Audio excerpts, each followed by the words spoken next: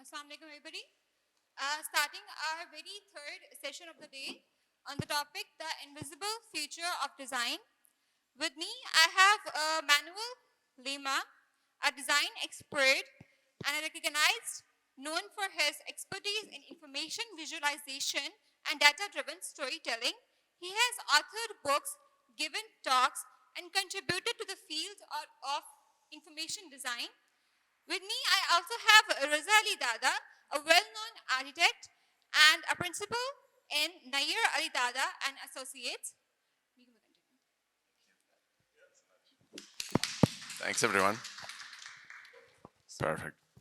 Let me start. Hello, Assalamu alaikum. Welcome. Thank you, Manuel, for being here. Thank you, Raza. Manuel here is, we're going to see a very interesting presentation because Manuel has a very interesting sort of a story and a path through which he has reached where he is today. And he has worked on sort of a number of projects, I would call it, which includes books, includes working with various agencies. And I asked him a question earlier on that when we were kids, we started with graphic design and then it became communication design, then it became some other kind of design.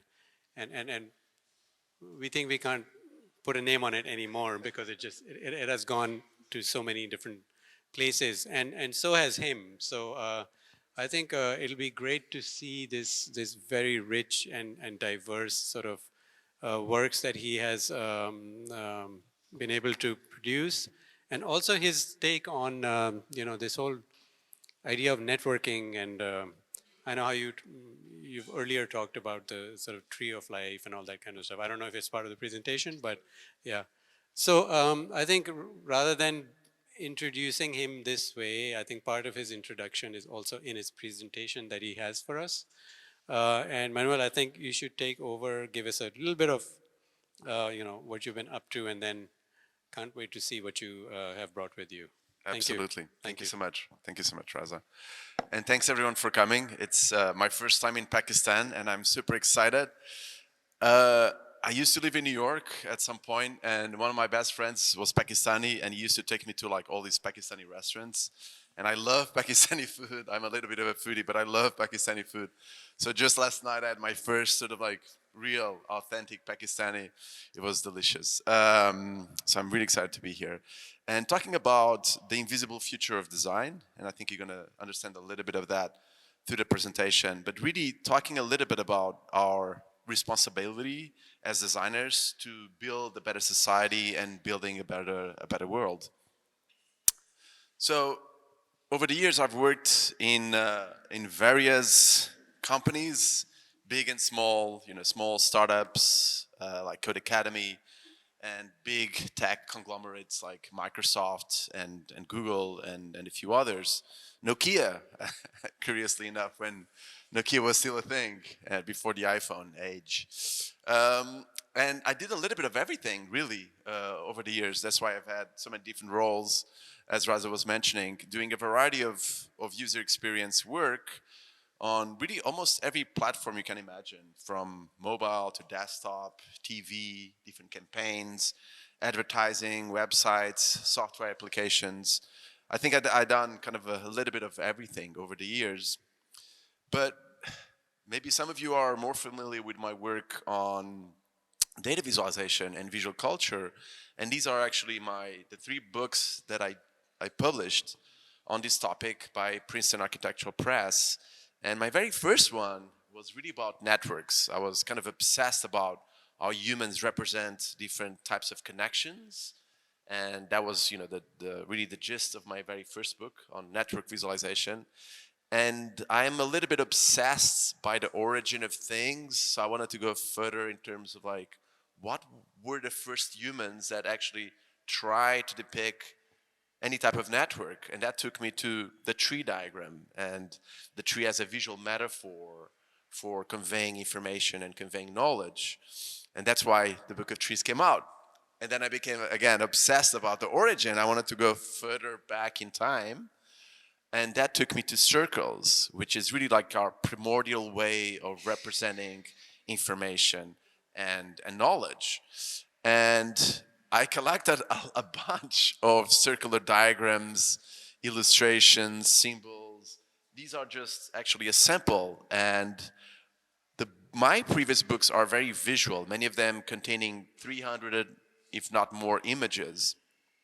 And this is, again, just a sample of the many charts, diagrams, graphs that you see in my book of circles, which was a fascinating journey.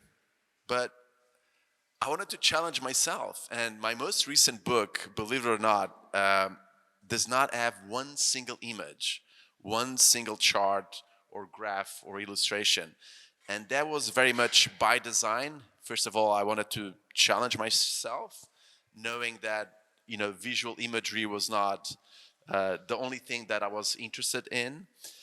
But it was also a topic that was really close to my heart, and really needed to be told. And my most recent book, published past May by MIT Press, is really talks about the ethical duty and moral responsibility that we have as designers in an ever-changing world. So this is really how this book came about: the new designer rejecting myths and embracing change. So some of you might ask, why? Why would you do a book on design ethics and responsibility, right? When you were doing fairly well, I guess, in some ways, doing books on data visualization and visual culture. Why now? Well, if we take a closer look at our planet, our blue marble, we can see that it is absolutely filled with bad design decisions everywhere. You don't, really need an MBA to look around you and just notice and witness so many poor design decisions being made all around us. In what you might think it is a very irresponsible type of behavior, right? And as Bruce Mao says so well, we dump problems we cannot solve into places we cannot see, right? And we do this all the time as humans, as a species. But even more so, what is design's role in this behavior? And I think one of the worst things we are doing is not just hurting our planet, we are actually causing a lot of pain to our fellow humans and to our children. And especially myself, I have two young girls. This is immensely concerning to me. What do I mean by causing problems to humans? Well, we are actually causing a variety of mental problems, such as addiction, depression, mental stress, anxiety, sleep deprivation, and even sometimes suicide.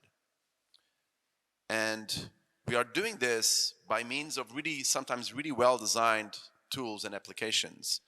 And designers are very much responsible for this by creating highly addictive experiences, dark patterns, which we can talk about later if you want, and really at the ultimate sin, in my view, which is exploring the human mind for profit. And that's exactly what we are doing with many apps and many software applications today. So the interesting question for me, and this is why I decided to write this book in the first place, is why? How can we explain this moral failing by design? If you talk to many designers, and I am one, I know many designers, they are driven by this desire to change the world, to have a positive impact in the world, and to have solutions that really matter both to people and environment. So how can we explain this failing by our community? So in the book, I expand a little bit on 4 major reasons, which I would like to sort of explain that to you today as well. I think reason number 1 stems from the fact of this desire to fit in. I don't know if you have faced this, but as a designer working in large companies, you always have the same argument of only if we had a seat at the table, things would be different, right? We don't have enough representation. Engineers run the show. That's why our designs never see the light of day. That's why design is not having the positive impact that it deserves, that it should have. Having a seat at the table, right? This desire to fit in. Well, as it turns out, it's kind of a little bit of a joke, because having a seat at the table is not always good. Why? because as soon as we have a seat at the table, we tend to conform and follow the norm. This is what's called groupthink. It happens everywhere. So having a seat at the table on its own does not mean that things will change. In fact, as soon as you have a seat at the table, you tend to remove yourself from the problem you're causing by pretending not to see, not to hear, or speak about it. And this is what it's called ethical fading. And I love this expression. It's one of the few expressions in English that I think it's so on point. And ethical fading happens when ethics themselves are ignored or brushed aside in order to conform to the norm, right? Or achieve a given metric. And we see this happening in companies all the time. We saw this, for example, in the Volkswagen emission scandal of 2015. Many of you probably recall, in 2015, this is also known as Dieselgate, right? Basically, engineers at the company were creating this cheating device for emissions testing. And there's, of course, many studies done on this. And the ultimate goal was achieving a given metric. It didn't matter how they would get there. The target was the most important thing. So this is ethical fading at its best. And one of the things we can do in order to avoid that is question all the time. Because as Martin Ryan says so well, our ethics only extend as far as our line of inquiry. We have to constantly ask, why are we doing this? What's the ultimate goal? Who's benefiting from this? And keep questioning, because that's how ethics will actually surface in an environment like that. So this is one reason why we can justify this moral failing by design, right? This desire to fit in, this desire to have a seat at the table, as if things would change dramatically as soon as we get there. The other thing that I've seen happening quite often in large Silicon Valley companies is that sometimes we are involved in projects that are simple, too big to notice, right? So often designers are working on a very small scale of the problem. I've led teams, I've managed designers that were working on buttons. That's it. That's the only thing that they did day in, day out was working on styling buttons. So when you work at such a small scale, you kind of lose the ability to look at the big picture, right? To see the whole that you're actually building with your individual components, with your individual parts. And sometimes the big picture is something fairly safe and benign, but it can also be something pretty dark and harmful as well, right? Using the most beautiful components that have ever been designed by humankind. As Jared Fuller said so well, we are all part of the assembly line, working on increasingly smaller parts of increasingly larger projects, bigger projects. And this is exactly the problem, because we lose the ability to see the big picture. We lose the ability to see exactly what we are building at the very end. And while designers are, I think most designers that I know are fascinated by frameworks and design systems, they kind of look like this, very fancy, very visual looking types of systems. We are focused on a very small scale of the problem. And we tend to be oblivious about what's happening outside. We tend to fall in what I call a production echo chamber, right? And I've written about this extensively in other places, that design is not production. We are not just a production assembly line. We're not just building components. We're not machines in that sense. Design is really a strategic method for change making and innovation. Being a designer is about thinking critically about a problem. It's about asking the right questions. Again, the importance of asking nonstop. Why am I doing this? What is the ultimate goal? Who's benefiting from this? So, one strategy we can use to actually fight against this problem is by this beautiful quote by Finnish designer Eero Senninen. And what he says is the following: always design a thing by considering it in its next larger context. If you are designing a chair, think about it in the context of a room. If you are designing a room, think about it in the context of a house in an environment in a city plan. So if you are designing a mobile app, you're not just creating a super fancy icon on the screen.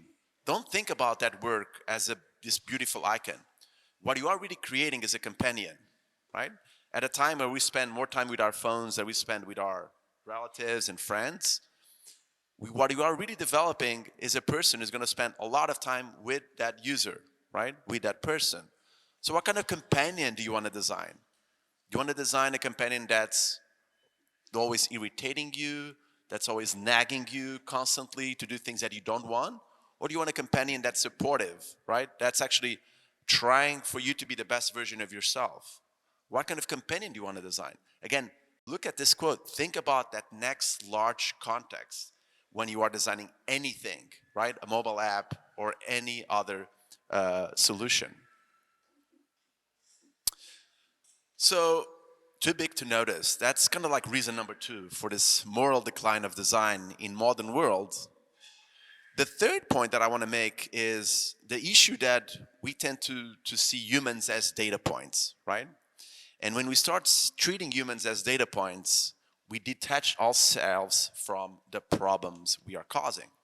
So, as it turns out, when we look at our planet, when we look closely at our planet, we don't just see a tremendous amount of waste and a tremendous amount of bad design solutions. We also see a tremendous amount of human suffering, pain, and tragedy. And it's kind of funny how this slide is already outdated because since then, there's been many more human tragedies, as we know.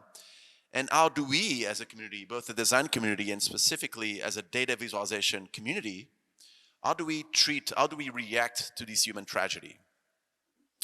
We create charts. We create a lot of charts, chart after chart after chart, depicting all the details of this strategy, right? Now, I ask you as an audience, do you think all these charts that we create, do they evoke a sense of compassion, a sense of urgency, a sense of action for what's being committed, for what's happening with those humans? Probably not. It actually leads to this notion of a chart overload, right? We become fed up, we become numb to all these charts that are constantly inundating our screens. And this unfortunately can lead to what's known as statistical numbing, right? It's a psychological phenomenon that makes us feel indifferent to the suffering of large numbers of people. They just become a number on the screen, right? We simply stop caring about them. And I never thought in my life I would include a quote by Stalin in one of my presentations, but this is a very appropriate one. So there you go. But he actually said the following: one death is a tragedy, a million deaths is a statistic, right? And that's very much how we look at some of these charts. And it all goes back to the human mind, because every time we depict a human on the chart as a dot, as a little square, they become an abstraction, right? And this becomes, in its worst, a form of moral disengagement, which is yet another sentence that I love from the English language. A moral disengagement, right? We detach ourselves from the moral responsibility that we have, right? Moral disengagement. So, what I talk about in the book is there's different ways we can tackle our ethical responsibility, in particular about depicting information, right, through data visualization and information design. And there's, of course, awareness that comes in the beginning of the process when you're collecting data, right? Which sources are you picking from? What data are you selecting? There's, of course, transparency that needs to happen to explain how you are actually treating this data, how it's being morphed into the final form. How do we visualize data? There's a lot of integrity that needs to happen on that process as well. The visual metaphors that you choose, the colors, the graphical components. But I think there's another element that's always missing, which is the very last one, which is, that's great. I've represented this fairly and honestly and with full of integrity. Now, how do I steer enough emotion and action for people to actually care about, let's say, all these humans, all the suffering that's happening, right? And this ultimately lies on having a respect for our fellow human beings. Doesn't matter where they are from and doesn't matter where the pain is coming from, but ultimately respecting the human being. And so the fourth sort of reason that I can justify this moral failing of design is what I call landings, not launches, right? What do I mean by that?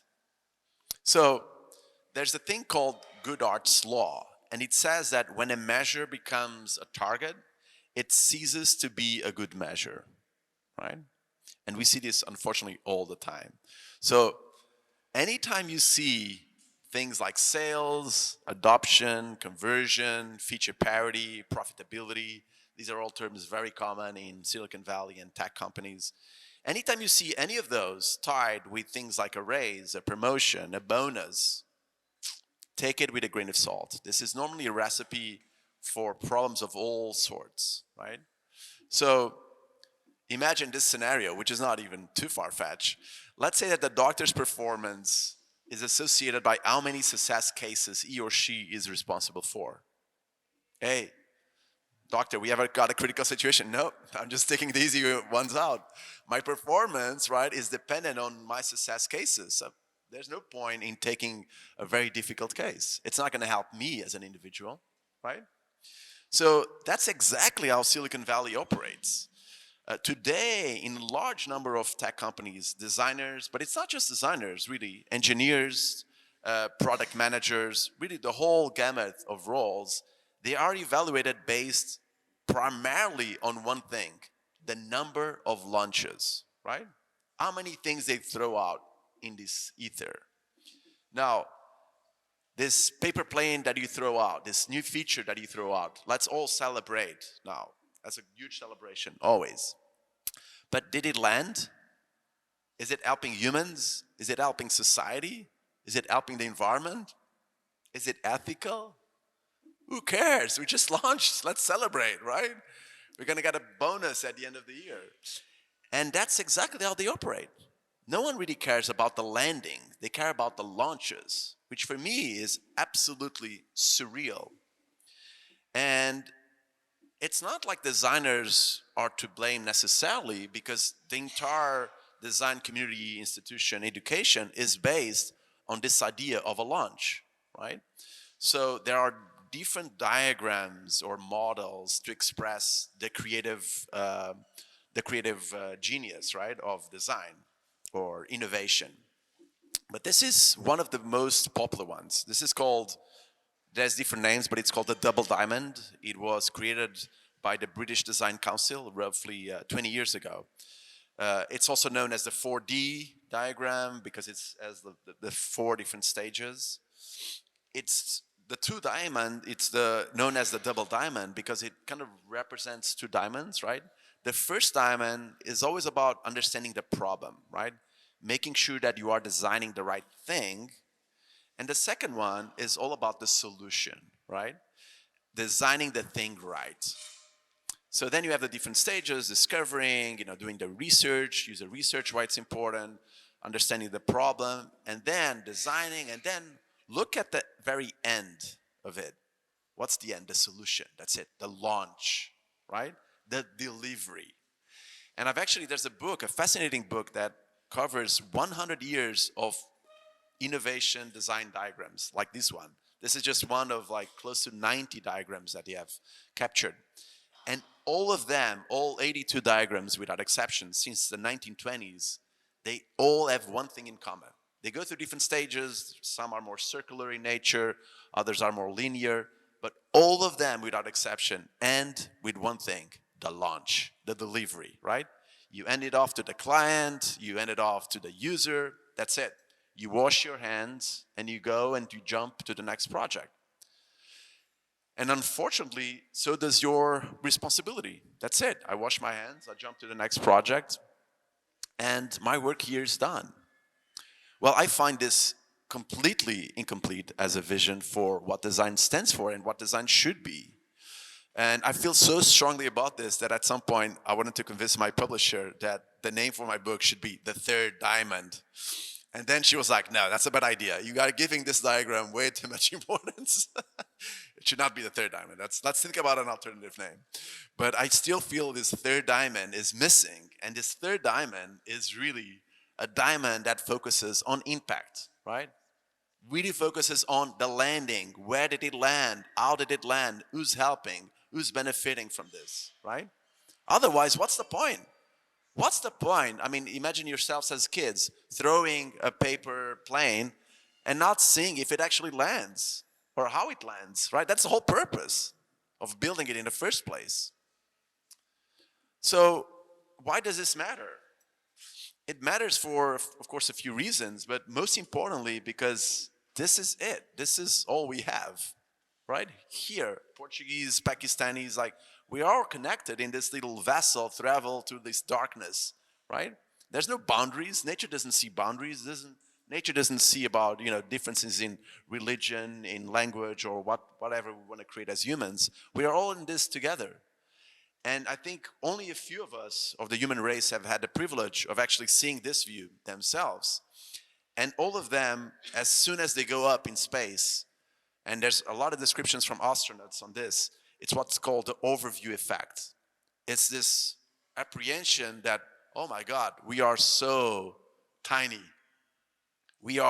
This is it, and this puts in perspective everything, right? And there's a lot of passages from astronauts that are really chilling because all of a sudden it changes their complete view of the have about the world. So, but most importantly, this blue marble is critical, and it's also critical for us designers to rethink how we treat this blue marble, right? So I ask again, is this a design system, you think, in your view? Or is this a design system? All these components and fancy iconography? I would say no, this is not what the design system is. This is our ultimate system. And this is a system that we should really deeply care about. And as a quote that I have on the book by Brad Allenby, Earth has become a design space.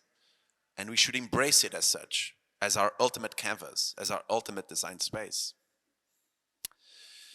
And I think one reason also why we should think about this is, and this is a role that I think designers should play more and more, is that this blue marble is highly complex and it's highly interconnected.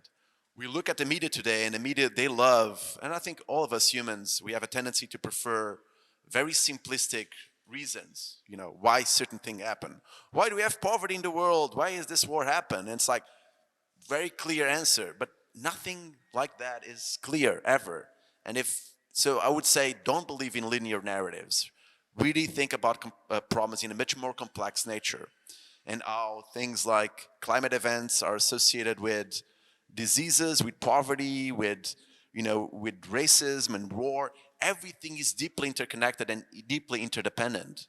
We cannot avoid this linear, simplistic mindset anymore. And design has to play a role in decoding a lot of that linkage, in helping understand some of these ramifications. And I tell this is actually, again, goes back in time. We were talking about my very first book about network visualization. And this is a diagram that I included in the book. It's actually mapping close to 100 species that interact with the codfish. And you don't really know the history of Portugal, where I'm originally from. But in Portugal, we love codfish. Maybe Raza remembers having codfish in Portugal. We love codfish. So in Portugal, this has a different meaning altogether. But at some point, cod was disappearing. The population of cod was disappearing from the coast of northeastern Canada. And the government decided to do what because of this disappearance? They went after the main predator of cod. Not humans, they were definitely overfishing the waters. Water is the main predator of the codfish, the seal. You can actually find many articles online about this. Thousands and thousands of seals were killed, right? Just to bring back the heyday of the codfish. When, of course, it was definitely due to overfishing by humans. And thousands of animals were just indiscriminately killed in northeastern Canada. until one zoologist say, hey, wait a minute, let's look at this a little bit closely. It might be more complex than that, right? So what he did, he actually created this diagram that shows 100 species interacting with the codfish, and the codfish is actually this one right here, highly interconnected. And as it turns out, yes, of course, the codfish was dying primarily by human overfishing, but it also happened that a subspecies that cod was feeding from was dying for a whole different set of reasons, right? So this is just the importance of one simple example of take ecosystems, for example. We cannot look at them in this simplistic predator versus prey metaphor anymore. We have to really take it for the complex nature that they have, that everything is interdependent and everything is interconnected. So my calling in the book is really for design thinking to become synonymous with network thinking. I think that's one possible way forward. And to finalize, I also think design will become more and more invisible. That's one thing that I predict about the future, in the sense that I think this idea of fancy portfolios will disappear eventually. I think we are very stuck on the idea of design in its sort of tangible, aesthetic nature.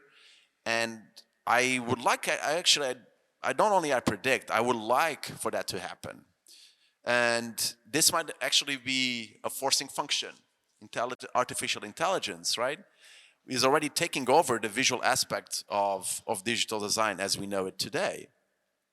And why do I think that's a good thing? I think AI can actually liberate designers for them to think about what really truly matters. So this is an example of what I hope to be the design of the future. Veggie. This was a project that won the No Waste Challenge, and it was all about reducing food waste in Tokyo by composting in university cafeterias, food businesses, and different types of institutions, right? So this is not your typical portfolio project, yet this is absolutely fundamental for our survival, right? For the benefiting the environment as we know it today. Or even take other ones that it's really like rethinking our presence. Weather makers, they are investing this 20-year project to regreen the Sinai Peninsula in Egypt. It's like a fascinating project. Many of them are designers completely rethinking from the ground up how they can turn a desert into like a flushing forest. So I think there's a lot of like projects that are really like leaning the way of what the new future, the new invisible future of design might hold. So recapping a little bit of what I mentioned about my book, things that we should stop doing are the following, right? Having this desire to fit in, thinking that a seat at the table will solve all our problems. Looking at the big picture, sometimes what the minuscule school you're doing, how does that affect the overall product? Looking at humans as data points, as we spoke about. And of course, landings, not launches. Then we don't have the time, but what we should start doing, and if you are curious, the book goes deep on some of these issues, is designing the long journey, right? Elongating the journey of our product. Often the product that you are doing, either digital or physical, would live way past the age of a user, right? It's going to live for decades, if not centuries, in a landfill somewhere. Design the future. Think about speculating the future, what the future might hold, right? Designing the invisible, as I was just mentioning. I think service design is just one step towards that aim. And then design like a network, right? Having this idea of network thinking becoming the new design thinking. I would really hope that to become a reality in the future.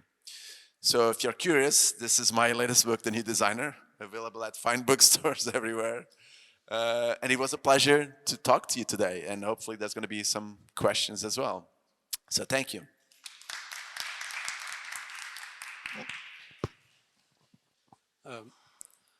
Thank you, Manuel. This was an amazing presentation. And before we invite people to ask questions, if any, yeah, we'll have a separate chat about Mark Lombardi, because I was hoping I was hoping to see networks of Mark Lombardi's so-called artwork that was helpful. I don't know if people know about this, but it was an artist who started drawing networks and following money and ended up helping the FBI nab some major crime through artwork in Whitney Museum, I guess. Yeah. Yeah. Yeah. It's fascinating work. So I guess networks in any form are very helpful. Um, one thing that you make me think about is that I've always seen design and especially visual sort of solutions. I think there are many layers the way I see them, and there's an outer layer that makes it look attractive because it's meant to engage with people or attract them. But that's very superficial. But it's only because it's only to attract people to the interface. You know, there's a website called Information is Beautiful. Yeah. It's full of pie charts and graph charts, and everything looks great, but that's what the site is for. It's for the beauty of the initial aesthetic composition, and that's about it. It doesn't go deeper than that.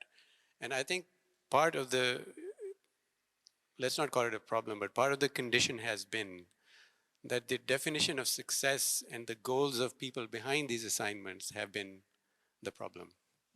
How do you define success? And because you think it's not the launch, it's the landing, but whoever is pushing the agenda is usually so much invested in the launch, so that it leads to the next launch, not to the landing. And I think that code has to be somehow broken. And the new problem that I see is that more and more information is now available. Access to information is super easy.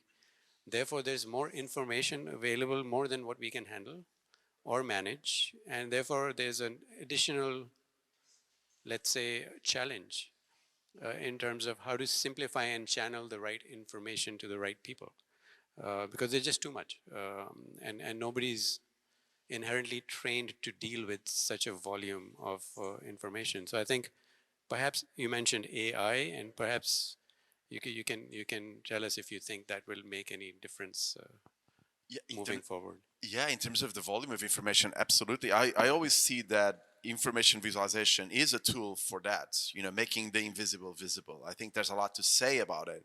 I think the challenge, and I go a little bit about that in the book, is that it's not an answer for anything, for everything, right? I think it can help us. I think our ability as humans to create information is always two steps ahead of our ability to make sense of that information, right? I mean, at the moment, I have the whole library, the whole of human knowledge I can pull right here in my laptop. Now, how do I use it in my own benefit, or like even to convey to knowledge and wisdom? That's a huge step, right? And that's why I fell in love with this discipline, information visualization, because I could see the power it had to make that bridge between information and knowledge. It's one of the most important bridges. But I think we are still coming up. We are still at the very beginning. I think there's a lot more work to be done there. And I think we're also struggling with how to make charts that are actually, again, not distancing ourselves from the problem, right? They're not distancing ourselves from the humans that are maybe depicted in that chart, in that graph. And I think that's the ultimate challenge for that discipline alone. You mentioned also about how the goal needs to change in companies, about the landings. I think you're right. And I think we are very focused on the user. We have been focusing on the user for way too long. User being a human being, right? We use the term user experience design. And user experience design kind of reminds me this like medieval. When I did the book of trees, there is this medieval concept called it's called the hierarchical tree of God, right? Which is like there's different ramifications of it, but basically is, and it has countless manuscripts all over depicting this hierarchy, and it normally is God at the very top, then of course human beings, then our favorite animals like horses and birds and the most beautiful ones, and then you kind of navigate yourself to insects at the very lower species, and it's just such an absurdity. And here we are centuries later focusing on what? The human being. And the human being is what? 0.001 of all species in our planet. And my call in the book is that instead of saying user-centered design, let's call it Earth-centered design. And then let's look at Earth, our planet, as the ultimate stakeholder, not our client, not our, our boss or whoever is benefiting, whoever the goal is, but like that's the ultimate stakeholder. Because again, even if we do, I mean, I'm looking at this water ball and I cringe because this is like the ultimate design sin. This is like the evil at its worst because as a designer, you should do what? You should really increase, right, the usage, right? And this is like if you think about the chart, it's like it will last in the environment for like 500 years, if not more. And the consumption takes maybe 5 minutes. I'm going to use this for 5 minutes. It's going to stay in the environment for 500 years. And don't believe in like the whole thing about recycling plastics. It's an absolute joke. 80% of plastics are not recyclable. So it's all like bogus that they are using to like, deviate our attention. So this is the ultimate sin. As a designer, you should do the inverse of this. You should aim at increasing its usage. Sometimes usage that actually lasts more than one single person, right? It goes to you, then it goes to someone else, because objects that are really well crafted, as this furniture, sometimes last decades and centuries, right? That's the ultimate goal. Increase the usage, right? And decrease the effect it has on the environment. This is like the opposite of what we should be doing. So again, because we are not thinking in an earth-centered methodology, we are thinking about the user. Let's make it really easy for the user to like drink and then throw it away. It's like the most easy thing for you to do. And this user-centered approach is what got us into this situation. We are making everything easy for the user and making everything bad for society and the environment.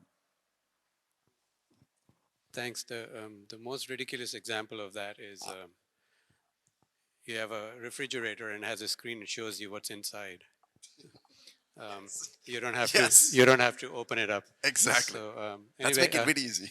yeah, I think it's a good point to see if somebody has a question or wants to engage. Yeah, there's a mic. There's a okay. Oh, hi, Manuel. you. Hi. It was a really lovely talk, one of the better ones that I've attended over the day or so. One of the questions I wanted to ask was, you mentioned that as a designer, you're a cog in a kind of bigger machine, and at the same time, you're also talking about the fact that there is a bigger level of responsibility that lands on our kind of shoulders to be able to add impact. I just wanted to kind of get your thoughts around, as a designer working with program managers or senior leadership, sometimes, and this is meant in the most polite way, designers are sort of thought as techies who are kind of in the back office doing weird and wonderful things. So in terms of getting that dialogue and getting that voice heard, even in the organization at the most senior levels, how have you found that? Have you kind of had positive responses to what you're proposing, or just wanted to get a bit around that? Thank you so much. Oh, of course. No, thanks for the question. If I had positive responses regarding the book from like corporations, they probably don't like me that much. That's why I left Google. No, I think they do like it. I think a lot of people in the organizations are also trying to do good things, and we are all humans at the end, and we are a sea of contradictions, each one of us, right? As an individual, we deal with those contradictions every single day, thousands of them at sometimes, right? So it's not easy for us as well, because sometimes we have to make a living, we have a family, we have all these things, we have a mortgage, we have things to pay, and here we are stuck in a place that we don't really quite understand what we are doing and what's the ultimate goal. I think it starts with questioning. Really, I think again, our line of ethics can only extend as far as our line of questioning goes. So question, why are we doing this again? Like, what is the purpose? Like, where did this data came from? Again, who's benefiting from this? Like, so keep questioning. And yes, you might be a little bit of a pain in the butt at times, but I think that's how you get people to do their best, is by questioning and not just following the herd, because you don't want to be put in that position. And at times, if you feel that there's a lot of red flags to your questions, right? And there's a lot of silence or attempting you to be quiet, I think I would take that as maybe a word of caution. Maybe this is just not the right place for you. And some places that I've been are more ethical than others. Some projects are more ethical than others. And it's up to you you can choose. At the end of the day, I think each one of us has a choice in terms of like, where are we working from? Who are we working for, right? And even today, there's so many startups, for example, in Europe and the US. Of course, I don't know the Pakistani market at all, but like, I think there's even looking back 10 or 20 years ago, you had very few options on what you could go as a designer. Today, you have many more options, right? It might not be ideal, but you can choose. If this is a place that doesn't align really well with your mission, with the things you want to be doing for the world, change, fine, or even create one yourself. Be an agent of change. Cool. Thank you. We have one more. Okay, yeah, thank you. Did you want to ask a question or can I ask mine? Okay, quick. I'll be You quick. have You have the mic. You have the Okay, mic, I'll so- be quick. Thank Yeah, you. you have the mic great, already. great talk. And Thank you. so many aspects were sort of aligning with the work that I do, which is still related to ethics, but medical ethics. And so I was going to ask you, one of the things that we've been struggling with is that when we try and teach people about ethical conduct, they either get it or they don't get it.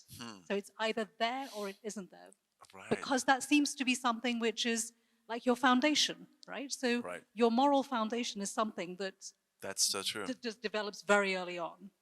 Yeah. So from your, I mean, I'm asking, do you think that somebody can be taught how to design ethically? I think so. I mean, I always go back to my early days studying my background is actually industrial design. Even though I've never practiced industrial design, like building physical, things, objects, I always went to like digital at the time was like exploding. The internet. This was back in '96. I'm dating myself, but as an industrial designer, I always thought it was absolutely ridiculous, and this is actually the case to my knowledge today, that we don't have at least a class on ethics. I mean, industrial designers and architects, by that means, we are the main primary shapers of our material culture. Everything that's material that was created by humans around us has ideally been sort of passed through the desk of a designer or an architect. And yet, I saw friends of mine in law and medicine, and these are fields that are traditionally very heavy on ethics, right? The responsibility, the code of ethics that they have. They have this study, they follow it, they have to like sometimes even like, abide to it. And here we are. We don't have any of that. I mean, I'm sure, Raza, you didn't have an ethics class when you were studying architecture. Like, who cares? And this like laissez-faire continues to this day. And I taught in different places, and never I saw this. So I think it can definitely be part of an education. But unfortunately, again, the main shapers of material culture, it's still not part of it. I mean, another gap that I mentioned in the book is psychology. We keep another huge gap for both architects and designers is psychology. I think now it's starting to change, but still understanding the human mind, why we are driven towards something and not something else, understanding cognitive science is a huge gap in modern day education for both design and architecture. But ethics absolutely can, but unfortunately it's not part of education. Thank you. We have one more. Hi, Manuel. Thank- You talked about putting emotions in the design. So I have a question that normally that we see that in art is supposed to be triggering emotion, or you can put emotion in that. How do you elaborate this particular point where we have to put emotion in the design? Yeah. So in the context of information visualization, there's a lot of work done that's actually proving quite effective. One of them is multisensorial experiences. So instead of just a chart or a graph, if you add things like imagery, if you add sound, if you really create like this multisensorial experience, it really evokes a sense of compassion, a sense of empathy, like a chart on its own would never do. But even the chart themselves, representing the chart, the way you represent information, can actually dramatically change. So there's this area of research called anthropographics, which is really interesting, and they are doing a lot of research as we speak today. and they are doing things like very subtle changes. So if you're doing like a grid of instead of circles, if instead of the circles you do human silhouettes that are all unique, that is a huge change already in human perception.